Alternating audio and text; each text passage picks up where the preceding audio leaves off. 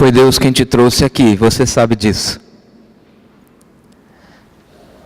Por mais que o coração do homem possa fazer planos e fazer estratégias, é a vontade do Senhor que nos move, é a permissão do Senhor que nos conduz. Então você está aqui hoje porque Deus deseja que você está aqui hoje para ouvir esta palavra. Meu pedido a Deus é que eu não seja empecilho algum para o Espírito Santo falar ao teu coração, pela palavra que será lida, compartilhada, que o teu coração esteja escancarado, aberto, que a tua mente esteja junto comigo aqui. Não deixe que nada roube a tua atenção. É muito importante esse tempo de compartilhar da palavra. Hoje pela manhã o reverendo João nos trouxe uma mensagem falando a respeito da entrada do pecado no mundo através de Adão. O pecado entrou na humanidade por causa da desobediência, da queda de um só homem. E da mesma maneira, através de um só homem, Jesus Cristo, entrou então a salvação. E nós saímos de um estado de pecado e morte para um estado de graça e salvação. E o nosso estudo é justamente com base nisso. Pecado não é o ponto final. Você não foi feito para viver uma vida de pecado. Você não foi feito para viver uma vida de escravidão, servindo às paixões, servindo aquilo que a Bíblia chama de concupiscências, as tendências, as paixões carnais. Nós fomos tirados da morte para a vida, de um estado de pecado para um estado de graça. O nosso fim não é o pecado, o nosso fim é a salvação pela misericórdia e a graça de Jesus Cristo, pela cruz e a ressurreição. Mas percebemos que muitos cristãos paralisam, neutralizam sua vida com base no pecado. Entregam-se pelo fato de não conseguir vencer. Entregam-se pelo fato de não conseguir avançar. Quero ler um trecho da palavra do Senhor que se encontra em Isaías, capítulo 1, verso 18. Eu peço que você localize, por gentileza. Isaías, capítulo 1, verso 18. O texto está projetado, você pode acompanhar. Mas é importante você abrir também a sua Bíblia para manuseá-la. Infelizmente, nem sempre temos o hábito de fazer isto diariamente. E na igreja nós precisamos, no mínimo, folhear as páginas da Bíblia. Quem sabe a tua Bíblia tem até algumas páginas coladas, porque nunca foram dedilhadas, lidas. Mas é importante nós corrermos os olhos e sabermos o que o Senhor tem falado através das Escrituras. Isaías 1,18 diz assim: Vinde, pois, e arrazoemos, diz o Senhor. Ainda que os vossos pecados sejam como a escarlata, eles se tornarão brancos como a neve. Ainda que sejam vermelhos como o carmesim, se tornarão como a lã. Feche os teus olhos por um instante. Pense nas canções que entoamos agora. Cantamos agora mesmo: meu Deus, meu Senhor, minha vida é para o teu louvor. Senhor, pedimos que a tua palavra nos ajude a redirecionarmos a nossa vida para o teu louvor apenas. Sabemos, Pai, que as lutas são grandes, que o inimigo se levanta, está ao nosso redor, segundo a tua palavra, bramando como leão, procurando quem possa tragar. Mas o pecado não é o ponto final. O pecado não é a estagnação. O pecado não pode ser a barreira última, intransponível para nós, os cristãos. Ajuda-nos então, Senhor, a encontrarmos saídas à luz da tua palavra, para direcionarmos a nossa vida para o teu louvor, para uma vida de santidade, purificação, por causa da graça do Senhor que incide sobre nós. Abra o nosso coração e a nossa mente. Não deixe que nada tire a nossa atenção nesse instante. Queremos ouvir a tua voz, Pai. É a nossa oração em nome de Jesus. Amém.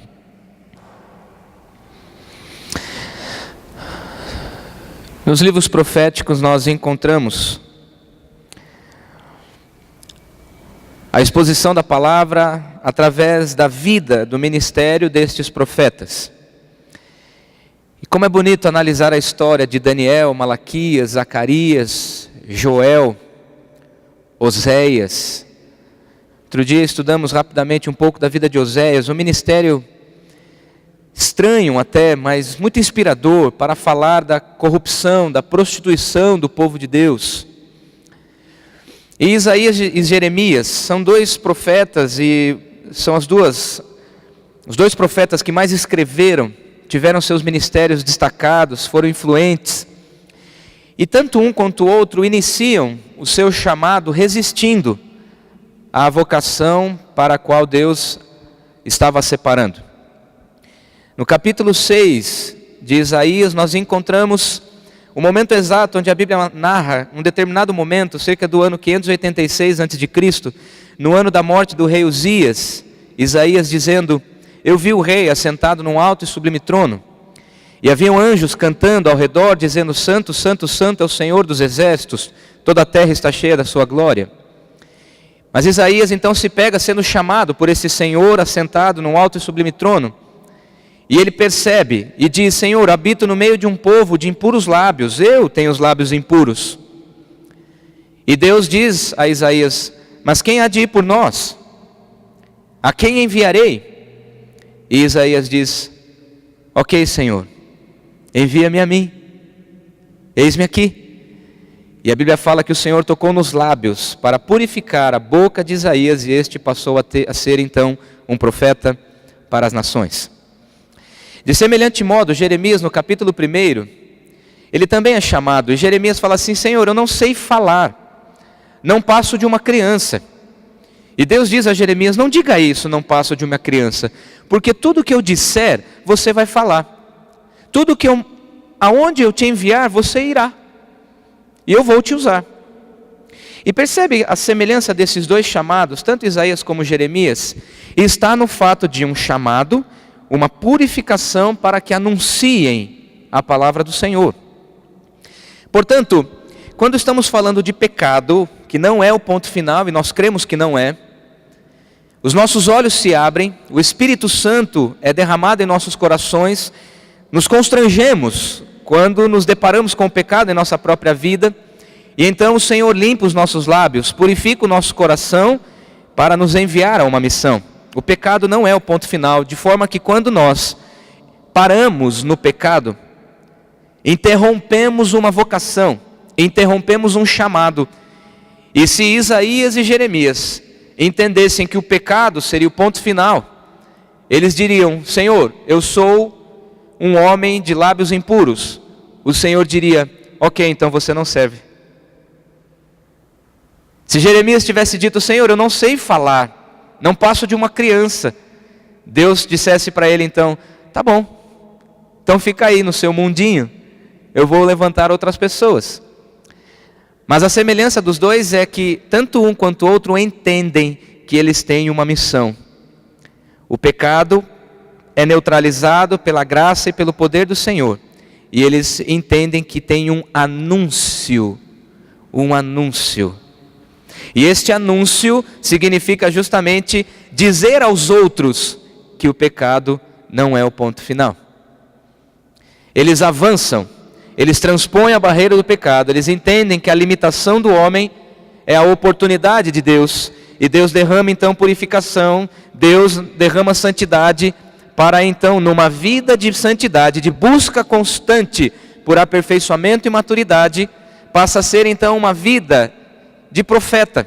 Eu e você somos chamados a abandonarmos a vida de pecado para anunciar a salvação, anunciar que há um Messias, anunciar que Jesus veio para salvar o pecador, todo pecador. Nós então podemos olhar para a palavra e perceber que homens e mulheres, pecadores, na Bíblia toda, todo homem, toda mulher que aparece na Bíblia vem sempre com seus pecados, com seus problemas, com suas limitações. O único que não teve pecado chama-se Jesus Cristo. E se por Adão entrou o pecado, em Jesus entrou a salvação. E este não é o ponto final. Jesus reescreve o nosso destino final. Jesus reescreve o nosso ponto final. nosso ponto final é estar na glória com o Senhor. Esses dois chamamentos, então, tanto de Isaías como Jeremias, passam pelo reconhecimento de limitação, passa por purificação, passa por envio. O nosso chamado é então este, para ajudar as pessoas e fazer isso conosco mesmo, nos desvencilharmos da vida de pecado para vivermos uma vida de santidade. O pecado nos escraviza, nos aprisiona, nos impede de alcançarmos a promessa do Senhor, nos impede de entendermos a palavra e a vontade do Senhor expressa nas Escrituras. Paul Tillich, um dos teólogos mais influentes do século XX, contemporâneo de Calbart, conhecido por ser um teólogo pastoral, ele escreve que pecado é como uma alienação. O pecado aliena, aprisiona. Você não consegue fazer qualquer coisa porque a sua vida sempre tem uma rota de fuga, que Paul Tillich chama de pecado num estado de alienação. Nós estamos amarrados, nós estamos aprisionados, não conseguimos dar passos para livrar-nos de uma vez por todas do pecado. É interessante que você há de convir comigo que existem alguns pecados que a gente gosta. Você há de convir comigo que existem alguns pecados que a gente faz questão de praticar, como se não fosse prejudicar a nossa vida. Pecadinhos de estimação que a gente guarda com muito carinho. Senhor, me perdoa de todos os pecados, mas desse aqui eu não consigo me desvencilhar, então me ajuda a mantê-lo. Chegamos a correr risco de pedir ao Senhor que nos ajude a manter certos pecados, porque não queremos nos desvencilhar deles. Se o pecado é alienação, nós entendemos, precisamos entender que esta alienação nos distancia de Deus. E pecado lá no fundo é tudo aquilo que nos distancia de Deus, aquilo que impede nossa aproximação de Deus. Pecado é tudo aquilo que transforma a nossa vida, que foi programada para a salvação em Cristo. Nós então deixamos essa programação para viver uma vida de mediocridade, aprisionado em certos pecados. É preciso entender que pecado é como um vício. E como todo vício, nós precisamos tomar cuidado para não cair novamente. Principalmente neste pecado que você está pensando aí, este teu pecado que você não consegue se livrar. Há uma diferença muito simples entre a palavra pecado e pecados. Pecados é a transgressão da lei. Êxodo 20 nos mostra os 10 mandamentos e com base nestes, toda a palavra foi pautada e o próprio Jesus lançou mão dos 10 mandamentos para resumir e dizer, nós temos que amar a Deus, amar ao próximo como a nós mesmos. E pecados é a imoralidade, é a ira, é a desonra, o assassinato, é o falar mal, é a desobediência, é a mentira, são pecados. Mas a palavra pecado, no âmbito geral, significa distância de Deus. Nós precisamos então descobrir maneiras de nos desvencilharmos desse peso, porque o pecado não é o ponto final. Você não foi programado para viver escravizado ao pecado. Então eu quero apontar aqui alguns passos, 5 no total. E o primeiro deles é um passo para nos livrarmos desta vida de pecado, que é a obediência. Repita comigo, obediência. Diga para o seu irmão que está ao seu lado, obediência. Você que é pai, você que é mãe, quando você ora, você fala assim, Senhor, ajude que os meus filhos sejam desobedientes. É assim que você ora? Não. Você ora por obediência, você deseja obediência, você quer, você espera que os seus filhos sejam obedientes. Eu fico imaginando Deus, que nos programou para uma vida sem pecado e pela desobediência de um, nós parece que nos inspiramos pelo mau exemplo de Adão e gostamos de desobedecer. Abra comigo, por favor, em Êxodo, capítulo 24, versículo 7. Êxodo 20, como eu mencionei agora há pouco, a Bíblia descreve os 10 mandamentos. E na sequência a Bíblia fala acerca de diversas leis que foram sendo promulgadas para que o povo direcionasse a sua vida de retidão.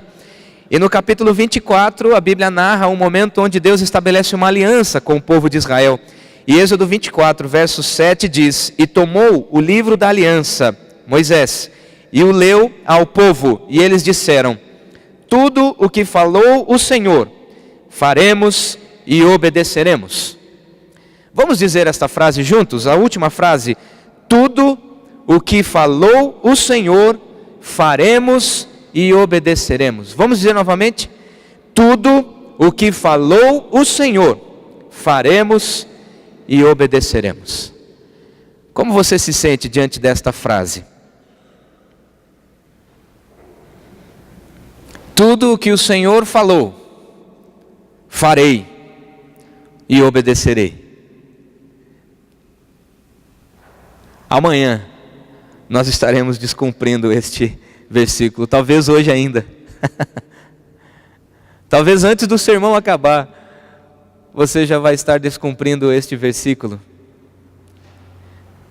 E tudo isso porque nós não entendemos o que o pecado faz conosco. O pecado nos desvia do foco.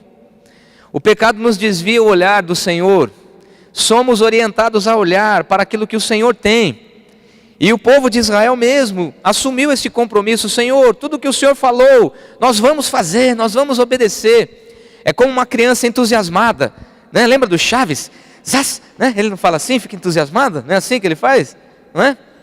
É como uma criança que fala, agora sim, nós vamos. Ai, papai, nos dê um videogame. Nós vamos obedecer o papai. E aí no final da tarde, quando você fala, filhinho, desliga o videogame. Não, papai. Danielzinho passou as férias em Londrina, esses dias de julho, na casa dos meus pais, que inclusive estão aqui hoje, da minha sogra, meu sogro.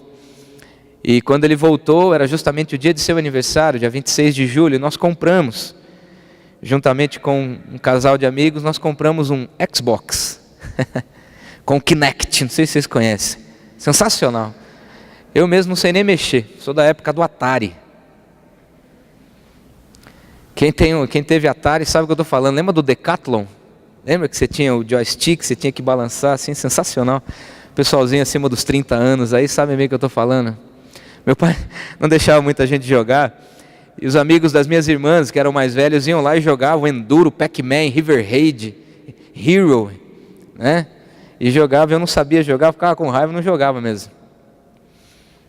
Por que eu estou falando isso? Tem nada a ver, né? Eu estava dizendo do Danielzinho, né?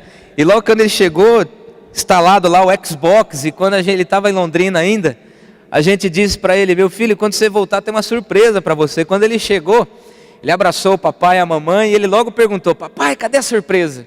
Aí a gente foi até a sala, o videogame já instalado, Kinect. É um videogame que capta os seus movimentos assim, em frente à televisão, é sensacional. Até hoje eu não sei jogar direito.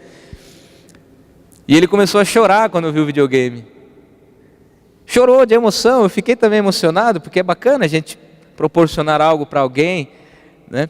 Hoje mesmo é aniversário de minha esposa, estamos comemorando desde sexta-feira, e alguns presentinhos que a gente sabe que agrada a esposa, né?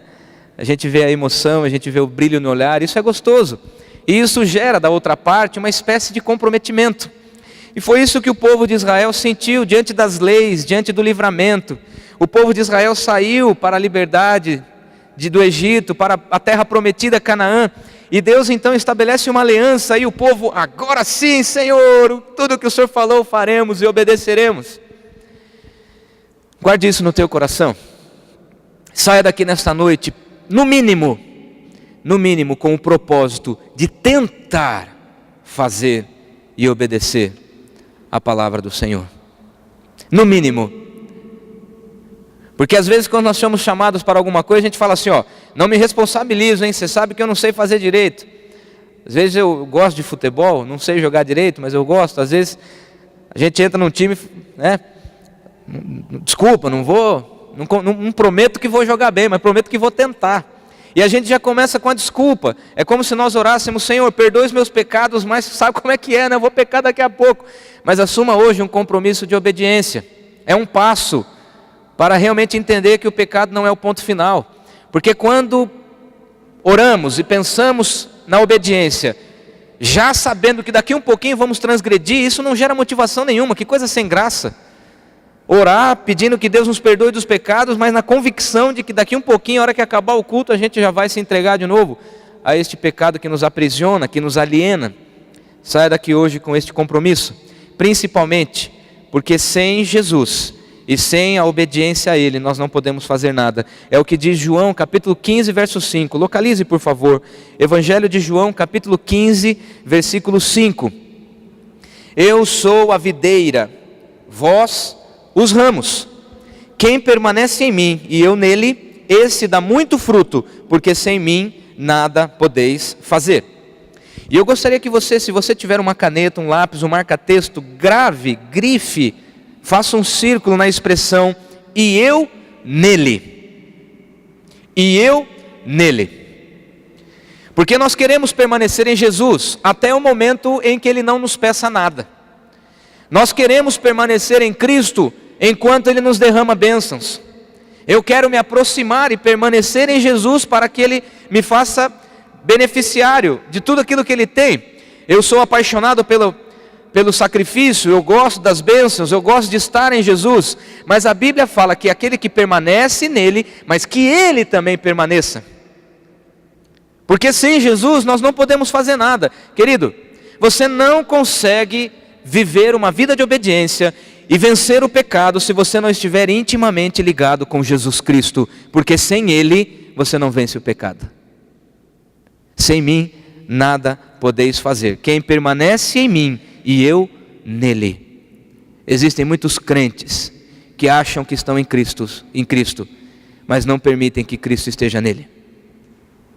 Não há obediência porque não há intimidade, não há sinergia, não há interação, não há prazer nesta relação. Mas um segundo passo que gostaria de compartilhar com os irmãos: obediência e fé. Diga comigo, fé. Hebreus capítulo 11, versículo 6. Localize, por favor. Um texto emblemático, conhecido. Hebreus capítulo 11, versículo 6. De fato, sem fé é impossível agradar a Deus, porquanto é necessário que aquele que se aproxima de Deus creia que Ele existe e que se torna galardoador dos que o buscam. Hebreus capítulo 11 é conhecido também como a galeria da fé. E logo no versículo 1 de Hebreus 11 há uma definição. Ora, a fé é a certeza de coisas que se esperam, a convicção de fatos que não se veem. A fé, alguém um dia disse que é como um salto no escuro na convicção de que os braços do Senhor vão nos sustentar. É você crer naquilo que você não vê. É você esperar aquilo que você não sabe se vai acontecer. Isso é fé, é convicção. É algo que Deus coloca no coração. E no capítulo 11 de Hebreus, nós encontramos 19 vezes a expressão pela fé. Pela fé.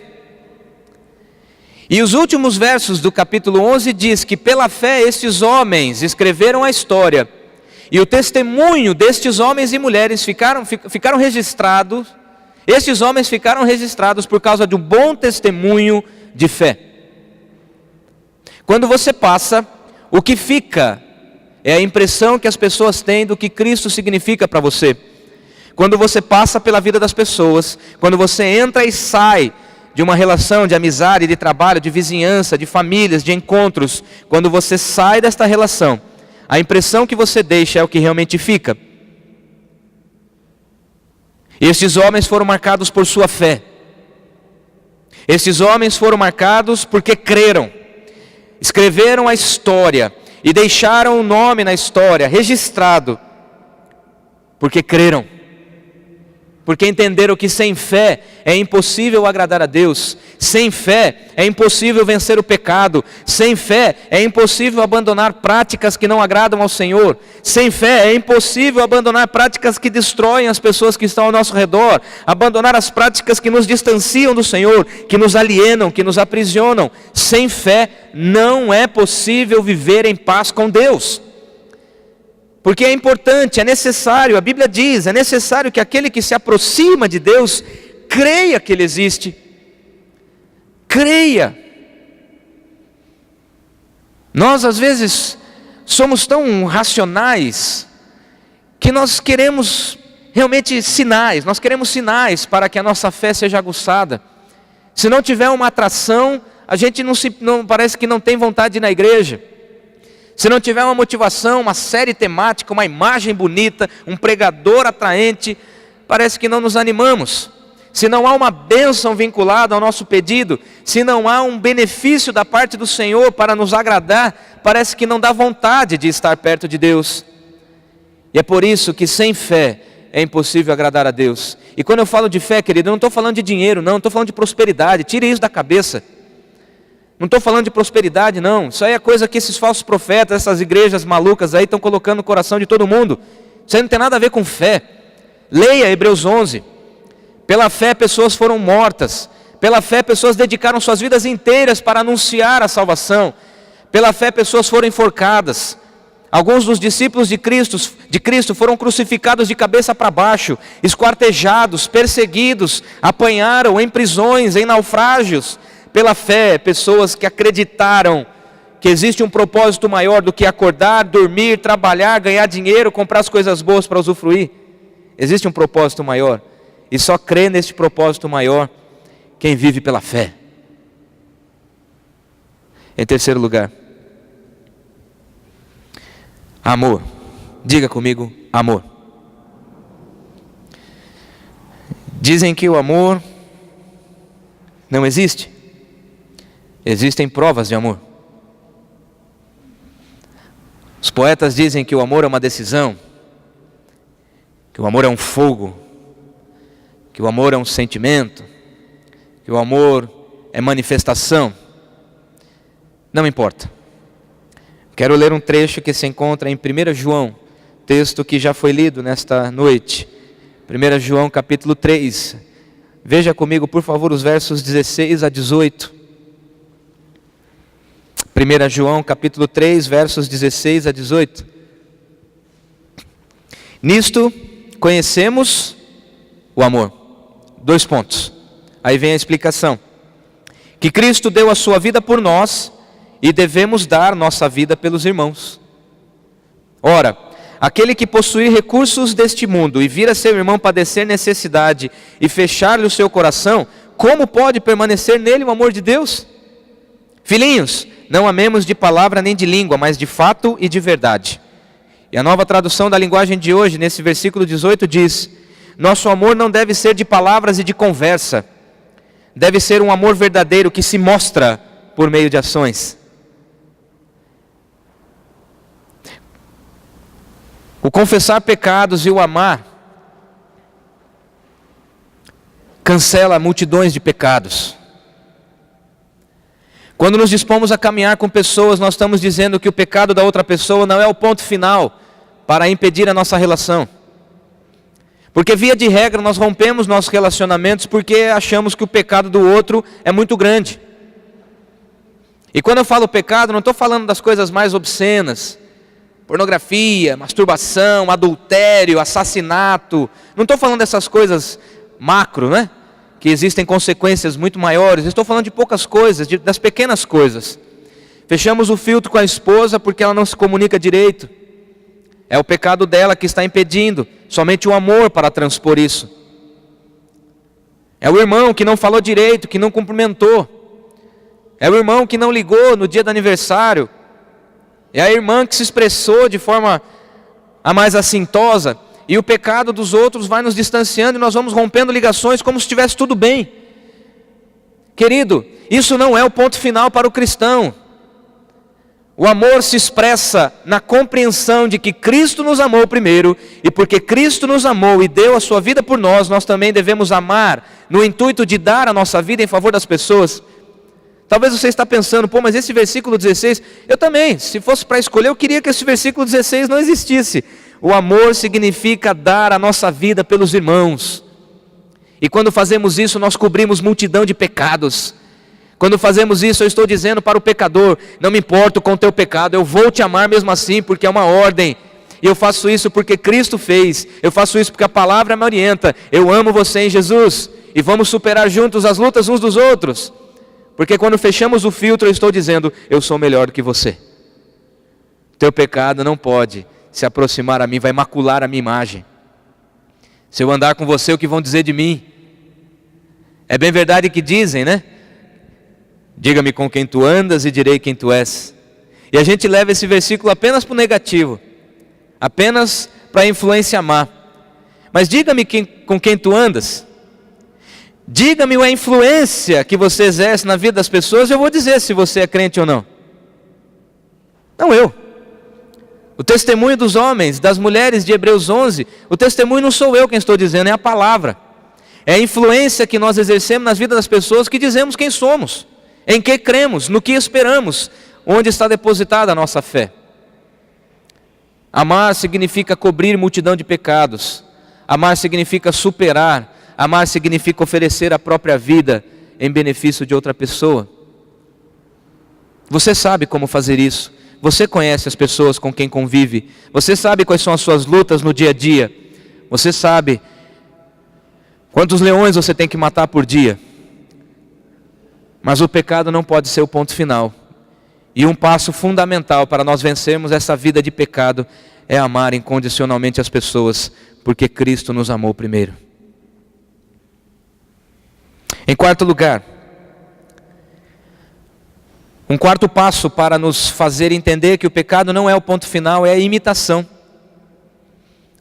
E graças a Deus nós temos um norte, nós temos um referencial, nós temos para onde olhar. Nós olhamos para Cristo, para a sua cruz e ressurreição, e olhamos para o seu ministério terreno. Olha comigo, por favor, Evangelho de João, capítulo 13, versículo 15. Evangelho de João, capítulo 13, versículo 15. Diz assim: porque eu vos dei o exemplo, para que, como eu vos fiz, façais vós também. Eu vos dei o exemplo. E Jesus está dizendo assim: olhem para mim, sigam o meu exemplo, façam o que eu fiz. E o apóstolo Paulo foi tão corajoso e tão ousado que em determinado momento ele diz assim: sejam meus imitadores, assim como eu imito a Cristo. Nós temos que olhar para referenciais, olhar para as pessoas que nos inspiram, pessoas que parecem realmente viver uma vida de santidade e serviço a Jesus, e colocar essas pessoas como um norte, um rumo. Isso é bom, nós olharmos para pessoas e querer seguir o exemplo, inspirar. Mas muito mais do que isso, olha bem para mim, não deixe que nada roube sua atenção, por favor. Muito mais do que isso, Jesus mesmo diz: eu vos dei o exemplo para que assim como eu fiz, vocês façam também. Agora, sabe o que é o mais interessante? Quando Jesus conta isso, quando Jesus chama a atenção dos discípulos e fala justamente isso, ele não está aqui numa carruagem, ele não está aqui no lombo de um cavalo de raça, ele não está aqui num palácio, ele não está usufruindo de dinheiro, ele não está usufruindo de bens que foram deixados para ele, ou de doações homéricas, de templos construídos com mármore importado, não.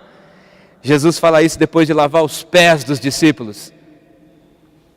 Jesus fala isso depois de se ajoelhar e, com o pouco de água que tinha, tirar a poeira dos seus discípulos.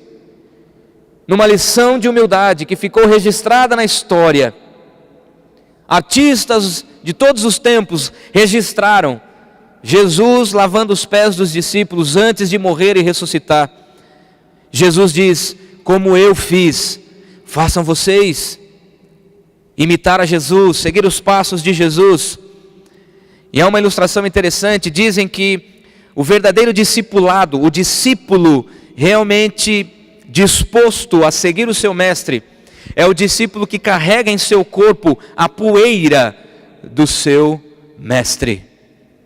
É andar perto o suficiente para receber no corpo as marcas. Quando nós imitamos Jesus, nós temos que ter no corpo, na mente, no coração, as marcas de Cristo, a humildade de Cristo, o amor incondicional de Cristo, porque imitamos. Eu fico perguntando, né? Existem dois trechos da Bíblia que me chamam a atenção. O momento onde os discípulos estavam conversando, discutindo sobre quem era o maior entre eles. E Jesus chega e pergunta para eles: sobre o que vocês estão falando, eu posso saber? E a Bíblia fala que eles ficaram quietos, ficaram em silêncio porque se constrangeram. O que vocês estão falando? Compartilhem comigo. Sabe como é que é, né? Sol, chuva hoje. Há um outro trecho que eles estavam conversando quem era o maior entre eles, e a mãe de dois deles perguntou assim: Jesus, quando o Senhor chegar na glória, é possível colocar um filhinho à direita e o outro filhinho à esquerda? Jesus olhou para os discípulos: sobre o que vocês estão falando? Filho do homem não tem de reclinar a cabeça, eu não vim para ser servido, mas para servir e dar a minha vida em favor de muitos, e vocês querem benefícios? Assim como eu vos fiz, façam vós. Vocês não estão entendendo, eu estou servindo vocês, então sirvam aos outros. O problema é que a gente se apropria do serviço de Jesus e acha que Jesus é nosso servo para o resto da vida. Imitar a Jesus não significa querer as suas bênçãos o tempo todo, significa fazer o que Ele fez e contar com a sua graça, esperar na sua bondade, confiar na soberania do Deus Todo-Poderoso. Em quinto e último lugar, esperança. Romanos capítulo 8, versos 31 a 39. Localizem sua Bíblia, mas eu quero ler este trecho e fazer deste versículo uma oração. Porque eu apenas venço o pecado quando eu entendo que a minha esperança está depositada no amor de Deus. Seu texto está aberto, se você puder, feche os teus olhos e reflita na leitura que eu vou fazer. Que diremos, pois, à vista destas coisas? Se Deus é por nós, quem será contra nós? Aquele que não poupou o seu próprio filho, antes por todos nós o entregou, porventura não nos dará graciosamente com ele todas as coisas? Quem tentará acusação contra os eleitos de Deus? É Deus quem os justifica. Quem os condenará? É Cristo Jesus quem morreu, ou antes quem ressuscitou, e qual está à direita de Deus e também intercede por nós. Quem nos separará do amor de Cristo? Será tribulação, ou angústia, ou perseguição, ou fome, ou nudez, ou perigo, ou espada? Como está escrito: por amor de ti somos entregues à morte o dia todo. Fomos considerados como ovelhas para o matadouro. Em todas essas coisas, porém, somos mais que vencedores, por meio daquele que nos amou. Porque eu estou bem certo de que nem a morte, nem a vida, nem os anjos, nem os principados, nem as coisas do presente, nem do porvir, nem os poderes, nem a altura, nem a profundidade, nem qualquer outra criatura poderá separar-nos do amor de Deus que está em Cristo Jesus, o nosso Senhor. Aleluia! Essa é a nossa esperança, querida. A esperança de um Deus que não mede esforços. A esperança de um Deus que pode todas as coisas, mas se importa com você. A esperança de um Deus que criou todas as coisas, mas para tudo para ouvir a tua oração, para suprir a tua necessidade, para curar as tuas enfermidades, para te acolher, para te confortar, para te ensinar. Este é o nosso Deus, e nada, absolutamente nada nos separa do amor, nem o teu pecado, nem o pecado da mocidade, nem o pecado do passado, nem aquele pecado que você não consegue nem tocar no assunto, porque você chora, porque você se entristece. O inimigo é quem te acusa, e o inimigo é o pai da mentira. O inimigo está tentando colocar na tua cabeça que não há perdão para este pecado, mas pecado não é o ponto final. O amor de Cristo nos apropria para uma fé, para uma vontade, para uma liberdade, e o pecado não é o ponto final. O amor de Deus te inclui neste processo. Não deixe que nada te afaste do amor do Senhor. Não deixe que pecado nenhum te aliene. Não deixe que pecado nenhum impeça de ver a glória do Senhor se manifestando no teu casamento, na tua relação com seus filhos, nas tuas finanças. Não deixe que o inimigo te acuse de coisas que você fez outrora. Porque o texto que lemos: quem tentará acusação contra os eleitos de Deus? É Deus quem os justifica. Então olhe daqui para frente. Pense na obediência, na fé, no amor, na imitação, na esperança. Deixe o resto para trás e diga: Senhor, é daqui para frente. Vamos voltar, eu quero finalizar olhando novamente Isaías, capítulo 1. Quero finalizar lendo os versos que antecedem o 18 que lemos no começo. Versos 15 a 17 dizem assim: pelo que quando estendeis as mãos, escondo de vós os olhos. Sim, quando multiplicais as vossas orações, não as ouço, porque as vossas mãos estão cheias de sangue. Lavai-vos, purificai-vos, tirai a maldade de vossos atos de diante dos meus olhos. Cessai de fazer o mal, aprendei a fazer o bem, atendei à justiça, repreendei ao opressor, defendei o direito do órfão, pleiteai a causa das viúvas. Vinde, pois, e arrazoemos, diz o Senhor. Ainda que os vossos pecados te afastem de Deus, eu vou fazer você se tornar puro, branco como a neve, alvo, puro como a lã. E nesse texto nós entendemos então que existem 3 situações. Há um diagnóstico, a hipocrisia. O verso 15 diz que quando nós oramos, o Senhor afasta de nós os olhos, porque nós estamos com as mãos sujas. Nós estamos orando, pedindo para Deus perdoar o pecado do outro. Nós estamos orando, pedindo para Deus derramar bênção em nosso coração, só que nosso coração está tomado de ódio, está tomado de tradicionalismo, está tomado de coisas que não agradam a Deus. Essa oração Deus abomina, porque nós estamos com o coração corrompido. Isso é hipocrisia. E infelizmente os bancos da igreja estão lotados de gente hipócrita. Esse é o diagnóstico, mas há uma saída. E a saída está aqui nos versos 16 e 17. Verso 18: vinde, há um convite da parte do Senhor. Vinde, se aproximem de mim, venham para perto de mim. E a promessa que Ele dá é: eu vou purificar a tua vida. E é o que diz o versículo 18 de Isaías capítulo 1. Coloque a próxima. Na nova tradução da linguagem de hoje, o Senhor Deus diz: venham cá, vamos discutir este assunto. Os seus pecados os deixaram manchados de vermelho escuro, mas eu os lavarei, e vocês ficarão brancos como a neve, brancos como a lã. É a promessa do Senhor para você. O pecado não é o ponto final. Não deixe que o inimigo te jogue na lona. Hoje, tome uma decisão. Entregue-se plenamente, confiadamente às mãos do Senhor. Vamos nos colocar em pé e cantar que o Deus do impossível não desistiu de mim.